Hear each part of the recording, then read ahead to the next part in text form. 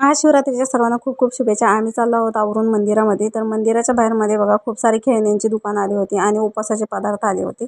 मंदिरामध्ये खूप सारी गर्दी होती, बाहेरूनच दिसत होतं. आणि इकडं आहे ते इकडं खिचडी म्हणून प्रसादाला देत होते सगळेजण. तर आम्ही टिक्का बिक्का लावला देवाचा मस्तपैकी आणि आतमध्ये गेलो मंदिरामध्ये. तर लोक बघा प्रसाद किती घेत होती.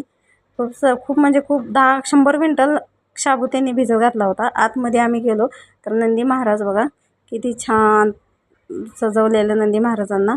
आणि इथं बघतोय तर काय बापरे, एवढी सारी गर्दी बापरे. डबल डबल टेबल टेबल अशा फेऱ्या मारून लाईन होती. खूप म्हणजे खूप गर्दी. आम्ही लाईनमध्ये काही उभं राहायचं नाही, म्हटलं आपण बाहेरूनच दर्शन घेऊन जाऊ. तर बघा, तर हे मला म्हणतात लाईनमध्ये उभं राहिले असते काय झालं असतं असे म्हणून ओरडत होते. आणि इकडच्या बाजूला काही पुस्तकांचे स्टॉल लागले होते, जे देवाची हे ते पुस्तकं होती ती लोक घेत होती. अगरबत्त्या हे ते. फायनली आम्ही दर्शन घेतलं आणि बाहेर आलो. बाहेर आल्यानंतर मी उपवासाची खिचडी घेतली प्रसाद म्हणून.